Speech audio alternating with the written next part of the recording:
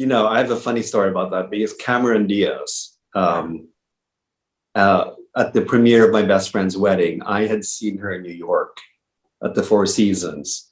And my friend was like, send her a bag, just send her a bag. Like, she was just up and starting, right? Like nobody really knew who she was. So I sent her a bag and she wore it to the premiere, which was incredible. Incredible. Wow. I was like, saw pictures the next day. I was like, oh my God, she's wearing my bag. Like, it was crazy. And then years and years and years later, I bumped into her at a party. And I said, you were the first person to wear my bag.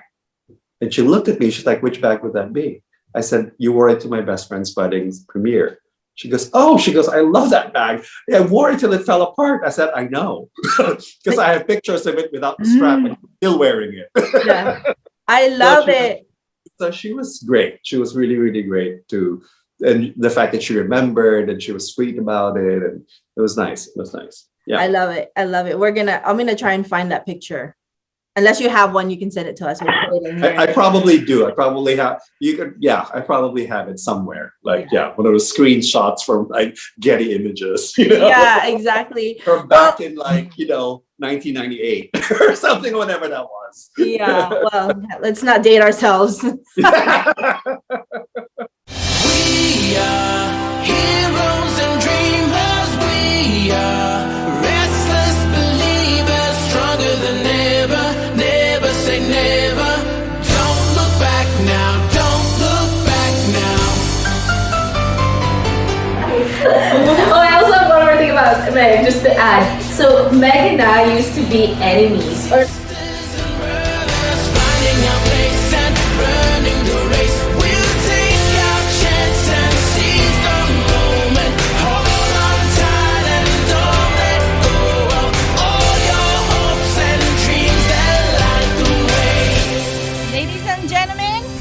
It's a wrap. Woo!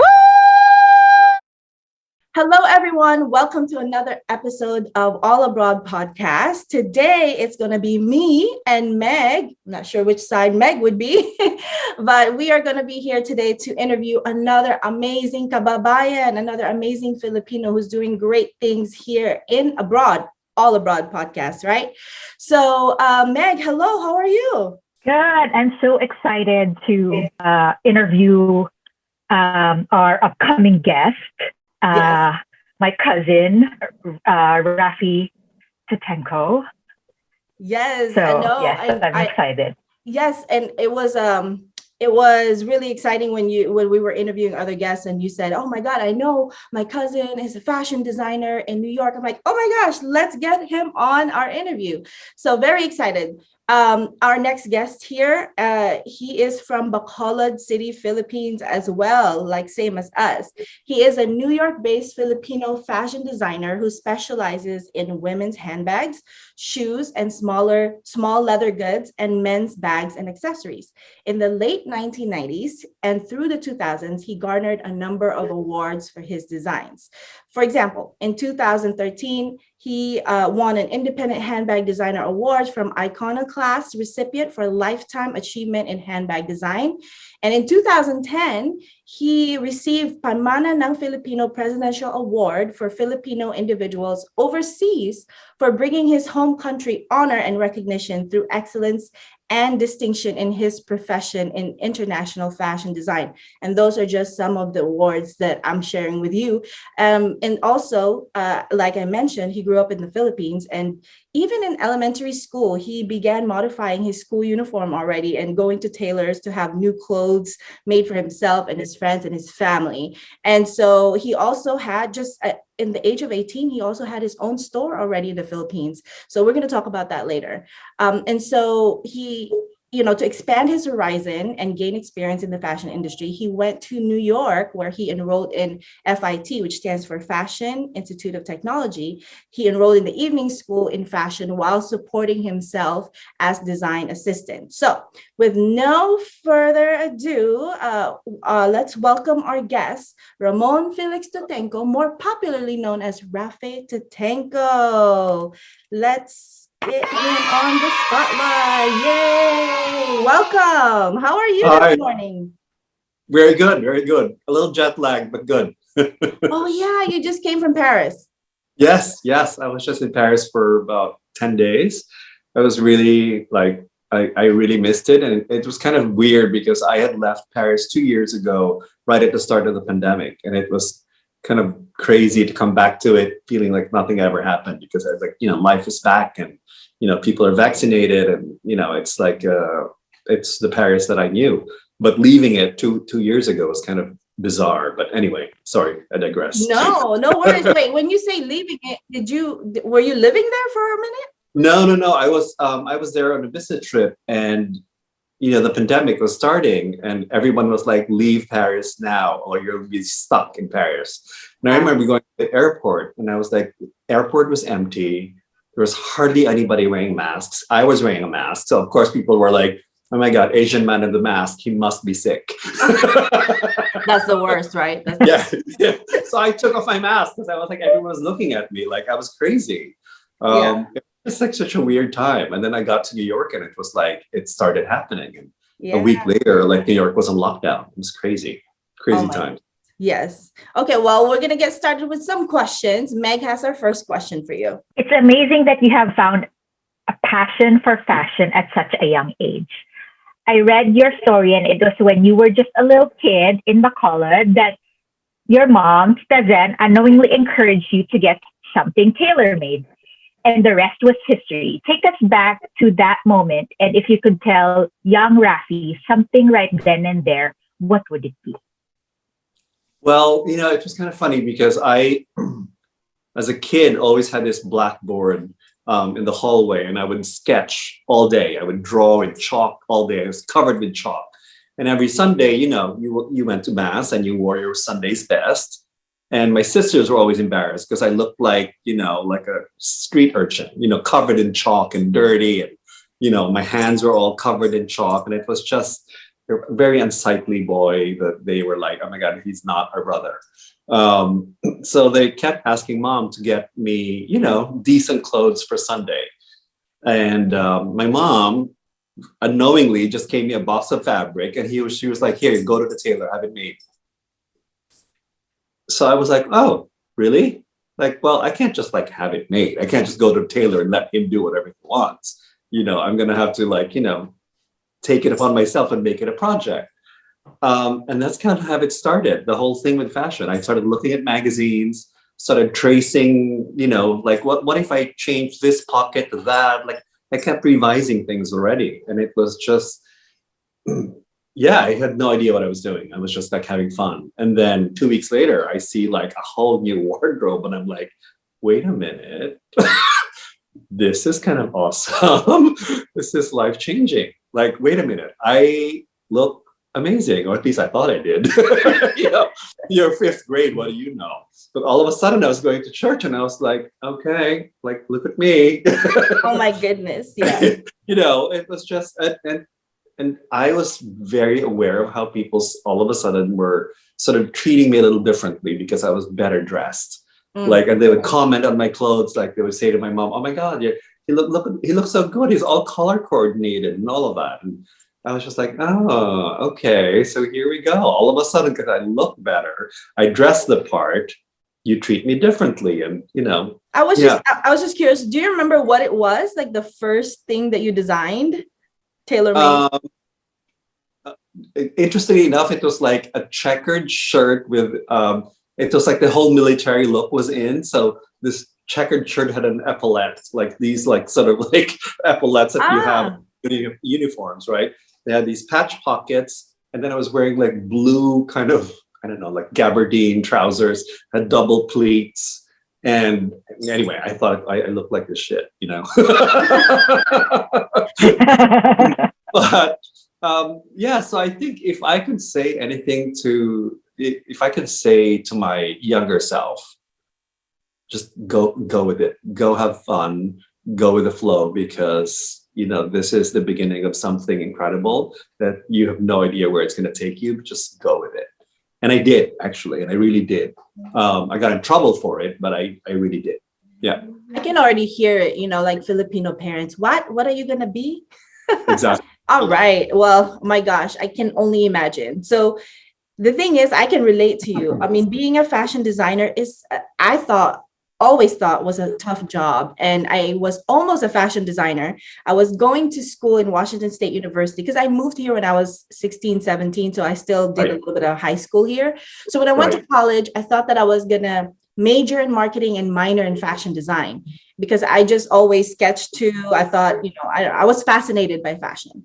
And so when I went to school, when I started school, they were like, oh, we no longer allow minor in fashion. You have to major in it. And I was like, I definitely don't want to starve. Like, that's what I had in mind. Like, if you're a fashion designer, yeah, you're going to starve, you're going to struggle.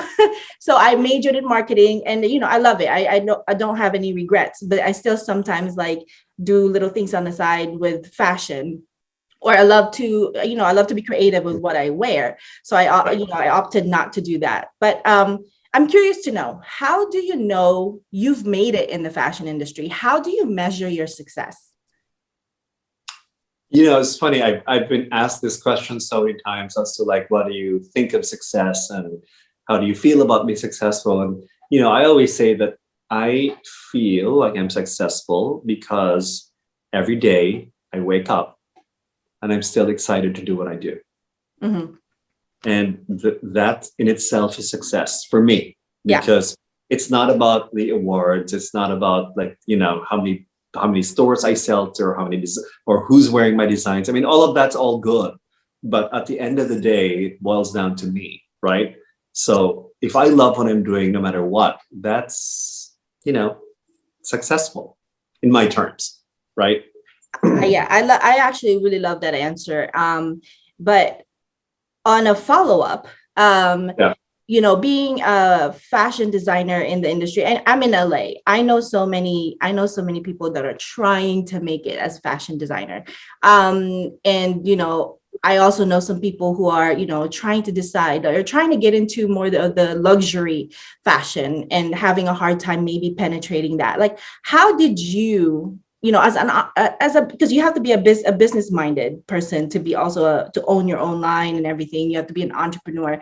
How did you decide on like how you're going to price your products? And so I just want some of the entrepreneurs that are listening to us to kind of get some inspiration on how you, the process of how you create things and how you decide how much they're going to be worth and how much, how all of the process of being a business person in the fashion industry. Well, I think, it's interesting because there's so much sort of hidden costs that happen when you're doing product, right? There's all the shipping, like taxes, all of those, like there's just so much, like the process of going from like shipping to like, from overseas coming all the way here, warehouse costs, all of that, everything adds up. So if you just do like your basic like 2.5, it kind of doesn't work. You have to include all of these things so that they eventually get amortized within the cost of the item. And a lot of that I didn't really realize until much later on. In the beginning, my first collection, I was like, wait, so many people are buying all this stuff, but like I'm not making any money because I wasn't doing the right like margin. So there's a lot of mistakes that you make along the way, but also you kind of have to realize where you're at. I mean, there's certain things that people won't pay for, and also realize who you are as a brand. I mean, I consider myself sort of like luxury within reach, right? It's like really beautiful product, but at the same time, it's not crazy expensive. So you should be able to afford my things, and you should be able to buy 2 bags for the price of maybe one luxury designer bag, whatever, right? Anyway, luxury is an overused term anyway. So it all depends. So for me, I kind of know where my price bracket is and who my adjacencies are. And so if I go past that, it's risk, right? There's only so much thing, like, for an embroidered straw clutch, how much you're going to pay for, what's the threshold, right? And beyond that, you just know it's just going to sit on the shelves. No one's going to buy it. So I kind of, you have to know where these things are. How much leeway do you have between your margin and, of course, being able to wholesale it, also be able to know that, your stores are able to make money on your product without, turning off the customer. So it's hard because you kind of have to look at the market and see what other people are doing to see if you're in the range. Because for, apples to apples, oranges to oranges, like, do you price out, or are you in the range? It's like, you know what, for $10 more or $15 more, it's not so bad. Maybe they'll buy yours instead. So there's a lot of analysis, I think, that goes into it. In the beginning, I didn't do any of that. I just kind of, went with a straight math, and that wasn't necessarily the right thing, because sometimes you kind of have to eat a little profit to, especially probably when they're just starting out, right? There's like completely. dues to be paid and sacrifices to be made. So yeah, I totally get that. Yeah. So yeah, that's a really good tip, or that's a really good thing to share, with others, that there is like a trial and error phase. There is a lot of analysis that goes on behind it. So yeah, I feel the struggle already. For me. For me alone. I think Meg has the next question. Your designs have been worn by famous celebrities, and you've been featured in several magazines and publications. How would you describe your style, and where do you get your inspiration? Are there any designers that you take inspiration from? Take us through your creative process. So it's interesting because of course, I'm inspired by a lot of creative people, and not necessarily even, there are certain designers that I love, and I just love their point of view, but I necessarily won't be able to incorporate any of their aesthetics into my collection, but I just love their spirit for it. I'm inspired by art, I'm inspired by people. There's no one source for anything. There's no formula. So it's hard to, it's like, it's hard to sort of succinctly say, okay, this is my process, because it always begins with like, okay, what do I want to do next, right? And what's the next collection? I know what my finite, end product is. It's women's handbags. So it's like, how am I going to make it buy kind of the same thing but different? Because every season it's kind of the same thing but different, right? So how am I going to tempt you to buy something that you didn't know you wanted? I mean, that's really ultimately what I do, right? And what we all do as all designers. It's right. Like, you don't need anything, you really don't, but you want them. And that's the North Star, right? It's like, I have to show you something that you're like, ooh, I can't say no to that. I have to have that. Yeah. But meanwhile, like, you didn't know you wanted it until you saw it, right? It's like, I'm the same way when I'm shopping. I never really look for anything until I see something, and you're like, oh no. That's gonna have to come home with me. Danger zone. Yeah, exactly. I need to walk away or do it.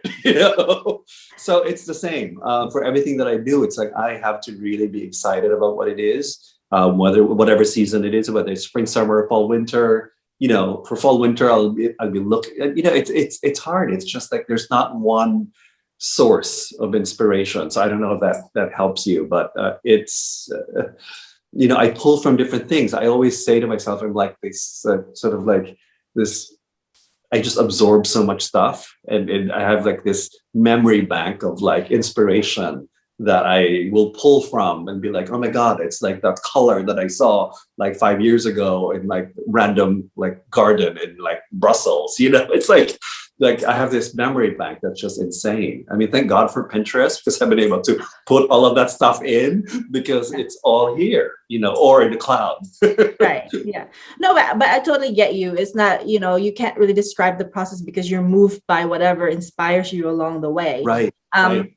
Which also kind of leads me to like think like it's hard to feel super unique these days, because I feel like everything is borrowed, right? And then I feel like inspiration is everywhere. And it's hard because it's like, there's certain things that I always love. There's certain colors that I always love. And every season I'm always going to try to do that color in whatever way, shape, or form. And, of course, I'm going to add black, because everybody buys black. But fall, winter, I'm always going to want to do Bordeaux or like teal or, sort of like those darker colors. It's like a natural. And spring, summer, I always want to have an injection of orange or pink and happy color. So it's, how do I give it to you in a fresh way that you're like, oh, that's a different way of looking at it.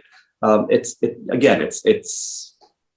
it's in either. It's hard to It's hard say to this. pin it down. Yes, yes, yeah. That's definitely your process. Well, I do have a question. You know, being Filipino, being Ilonggo, being from Bacolod, are there any, you know, specific Filipino traits that you take with you that's helping you, you know, through your journey of you know, of success in the fashion world?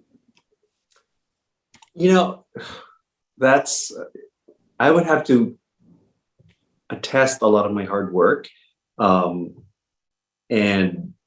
my ethics, from my mother, from her upbringing, you know, because I lived by her example. I mean, she was such a hard worker, worked all the time, worked for the family. And I remember when, you know, when I started doing my own thing, I mean, she would always tell me, just like, you know, do the best that you can. If you love it, people will love it. Like it has to be innate. You can't just, you know, she would always tell me, don't just do it to do it. Like really do it because you love it, because that's what's going to, you know, attract other people. Because if you're inspired by your own product, if you're looking at something, you're like, oh my God, this is amazing, I love it. People will relate to that, right? And it kind of begins that way, I think. And I think, you know, being Ilonggo, we have this sort of sense of humility, that I don't know if it's just Ilonggo or just being Filipino. We're like, I think we're innately some sort of humble about what we do. So, you know, we kind of always, I think, downplay what we're good at. It's like when people say, oh my God, you're really good. I'm like, no, I'm okay. I'm okay. Even if you're really good, even if you know you're good, you kind of just say, no, I'm okay. I'm okay. You know, let other people tell you you're good. Don't tell it yourself, that sort of thing. But you know what? You bring up a good point. It's definitely one of those Filipino traits not to brag, not to, you know, and I feel like that's something I've had to unlearn, because just because you're saying what you're good at doesn't mean you're bragging. So it's like you have to unlearn that Filipino trait. Yes. And you have to stand amongst other people in America, abroad, who are not afraid to say what they're good at. And sometimes they say something they're good at and they're not good at it, right? So Right. they speak before they show. Yeah, no, the proof is in the pudding. I mean, I will definitely not downplay what I'm good at, but I'm also not the first to announce it. Because I think eventually people will see, oh, wow, he's really good. Like, you know, like I remember my first class in FIT. I had a sketching class, and the teacher, after the first project, kind of called me over and said, wait, why are you in this class? I was like, because I need to learn how to sketch, illustrate. And she looks at me, she's like, you're lying. She's like, you already do this for a living. Because it's like your hand isn't a beginner's hand. She's like, you already illustrate. Like, what are you doing? I'm like, I need credits. She's like, I'll give you the credits. Leave. Wow. She's like, but I love it. I said, but I love this class. She's like, okay, fine, but like, it's not fair to the others because you already do this every day. Like, you can see that you do this. She's like, other people are just learning how to do this. And it's like, it's not good. So it was interesting because she called me out on something that I was really kind of trying to downplay. So it was, yeah. Because you already, like I mentioned earlier, you already had a store. Like Meg was telling me, you already had like a store in the Philippines before you left at 18. Well, it wasn't really a store. I kind of had like I would call it like a pop-up shop. It was with Sari Sari. I don't know if you know them. Yeah. But at that time, it was like, you know, it was like a multi-brand concept, and they had all these different brands within one store. And we had a little corner store, and it was fun. It was like a nice way to, you know, reach a different customer, a younger customer. I was making clothes for people. At that time, there was no like Zara or a high street fashion, right? So like if you wanted to go out on a Saturday night and you wanted to look specifically like something kind of cool, you couldn't just buy it. You had to have it made. And, you know, you could go to your mom's like designer, or you could go to me. And a lot of kids would, you know, well, at least not kids, but I would say like a lot of younger, like, you know, kids like me would come to me and have their outfits for Saturday night because it was the 80s and you wanted to look cool. And where would you get all this stuff that you saw in the magazines that you couldn't get in the Philippines? So it was a lot of fun. I mean, I certainly had a steady flow of customers who had to make outfits for every Saturday, which was amazing. Imagine, like every Saturday they needed a new outfit because, heaven forbid you actually wore the same thing twice. I know we have inspiring designers and artists that listen in our podcast and watch our videos. What would be your advice to them and as they are finding their place in the industry? I think I always say to be true to yourself, because I think that's really what, I've tried to be a minimalist. I'm really not a minimalist. So it's like, I'll do something super clean and sleek. And sometimes people will be like, I don't get that from you. So I have to just be true to myself. I mean, I love embellishment. I love detail. I love things. I mean, I also love things that are clean, but I have to be true to myself. It's, I've learned back in the day when I tried to do something like a little too like rock and roll, it's so not me. And I think people see right through that and they're just like, you're onto a trend, but it doesn't look like you. So like, if there's something that's happening in fashion that you're not sure is right for you, either you sit it out or you kind of find a way to make peace with it so that it still looks like you. And I think you really have to be prepared to work hard and work smart, because working hard, sometimes I tell people, it's not about working late hours. It's not about 80-hour weeks. It's not about like working overtime, because there's always overtime in fashion industry. It's really about working smart and like kind of knowing what you're good at and what you're not good at, drawing the line, because just because you can doesn't mean you should. And there's so many times that like you say yes to things because you think it's the right thing to do, and then halfway through it you're like, this is like so terrible for me, and it's like not good for my mental health, it's not good for my like psyche, it's like, what am I doing? And you have to just step away from that. And it also like fashion isn't for everybody, right? I mean, sometimes people say, I want to be in the fashion industry. I'm like, what exactly do you want to be in the fashion industry? Like, it's like such an open-ended thing. It's like, I want to be in the fashion industry. Really? As what? Like, what do you want to do? Like, let's specify what that is, because the more specific you can be and the more, detailed as to like what you want to do within this spectrum of like a variety of different things, I think it'll be better for you in your career. And also like the expectation, everybody wants to be a star, right? Right away. Everybody wants to be like Insta famous. And maybe it's a different world, but in my time, it was, you had to pay your dues. You had to work hard. You had to like just get it done, learn the craft. And eventually people will recognize your talent, hopefully. It's a different world. So who knows? Did you always know you were going to specialize in accessories? Because I know you also create clothes. Yeah, no, not at all. Actually, being in accessories for me was a one way for me to be able to be my own boss and also not go bankrupt the first season. Oh, you know what? I never thought of that. Okay. Right? Because I mean, especially in accessories, it's like one size fits most, right? Yeah. It's like if you see a cute little clutch, you're like, okay, that may fit my cell phone, my keys, money, done. Yeah. And then, but with clothing, there's always the fit issue, right? You're always like, oh my God, the shoulders don't fit. And then the size range.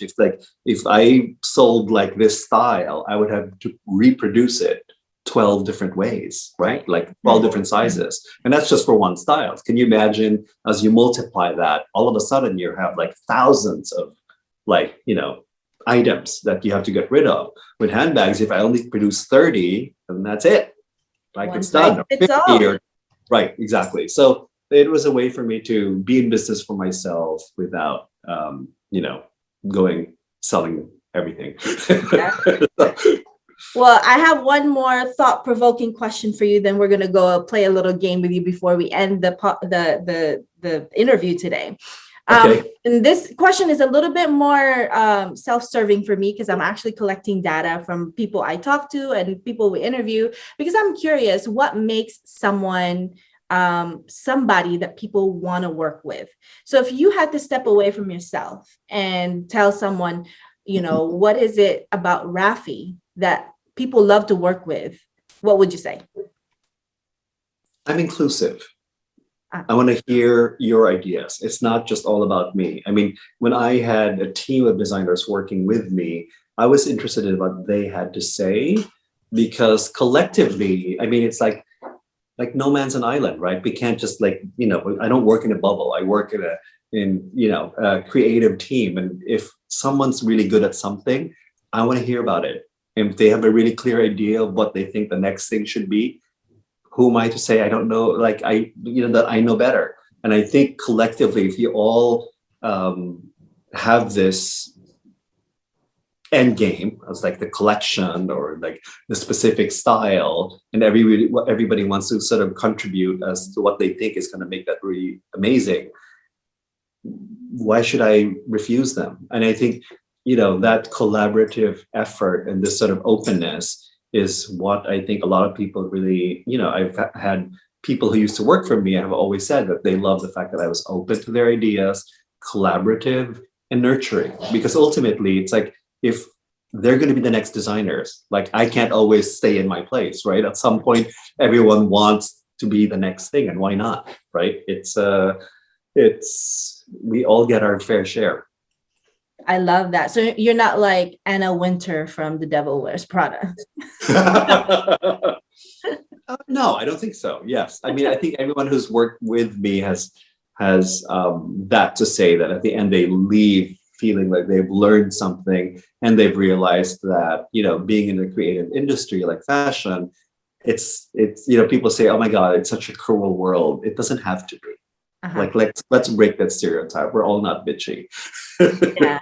No, I love that because I do have that preconception too about the fashion world, I've done a couple of fashion shows here in Hollywood when I first moved out here. And, all the designers I've worked with have been really friendly. All the models, no. Yeah, right.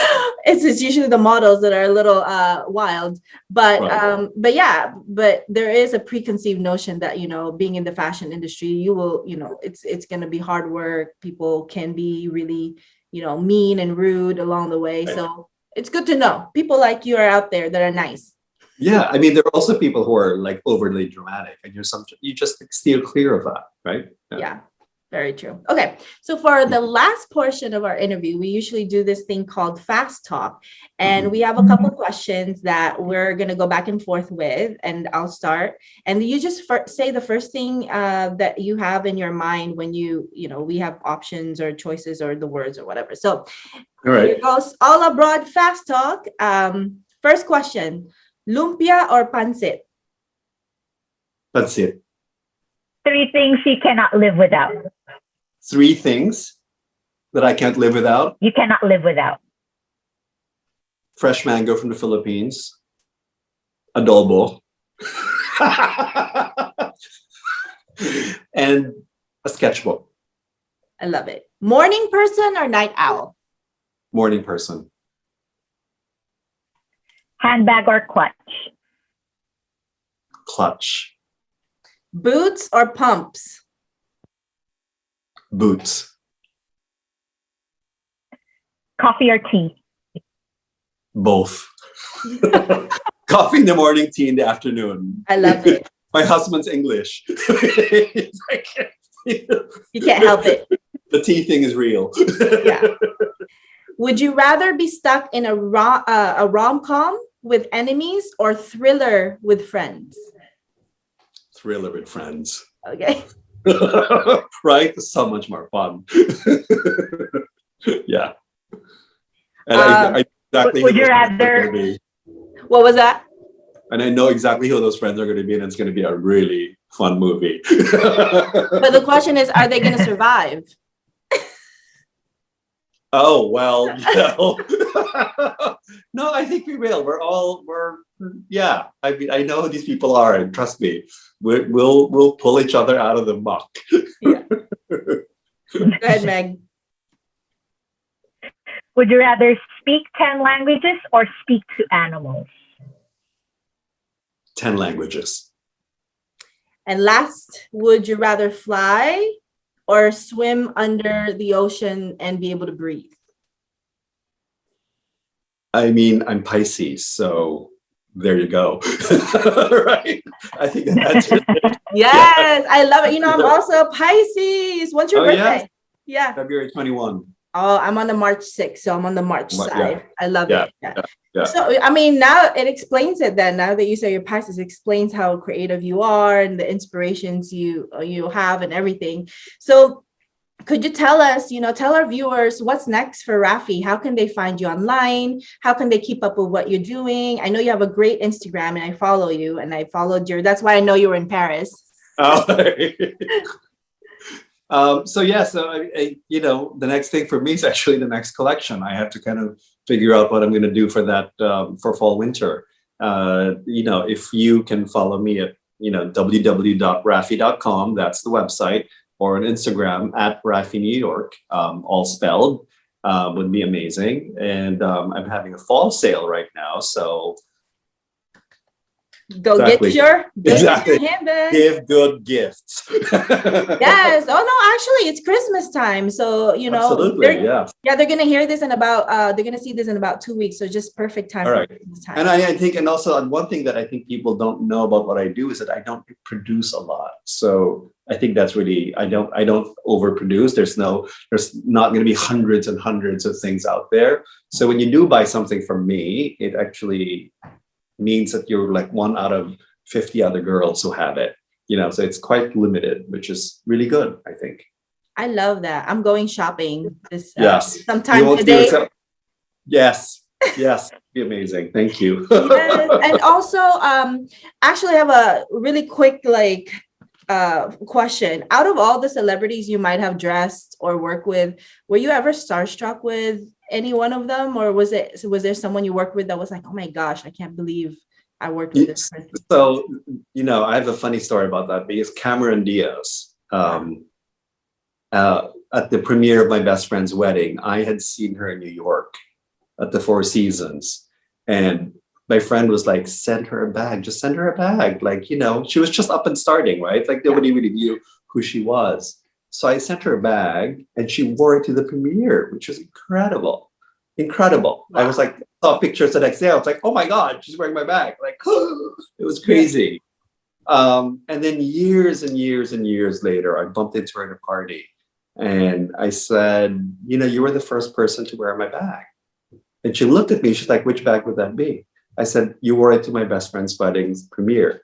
She goes, I love that bag. I wore it till it fell apart. I said, I know, because I have pictures of it without the strap and I'm still wearing it. Yeah. I love it. So she was great. She was really, really great too. And the fact that she remembered and she was sweet about it. And it was nice. Yeah. I love it. I'm going to try and find that picture. Unless you have one, you can send it to us. We'll put it in here. I probably do. I probably have. I probably have it somewhere. One of those screenshots from Getty Images. Yeah, exactly. From back in 1998 or something, whatever that was. Yeah. Well, let's not date ourselves. But thank you so much. All of us. There's actually 5 of us in All Abroad, but we try to divide and conquer. So it's me and Meg today. But we want to thank you so much for taking the time to sit here with us and talk to us and just sharing your brightness and your brilliance, and hoping that people that would watch this who are also in the same career path or just finding inspiration in the things that you've said today, as far as just, pushing through your dreams, being yourself, and sticking to your gut is basically what I got out of this, right? You've known since the beginning that you wanted to do this, and no matter how hard it was, you went for it. So I love that, and thank you so much. And you guys, go shopping. We are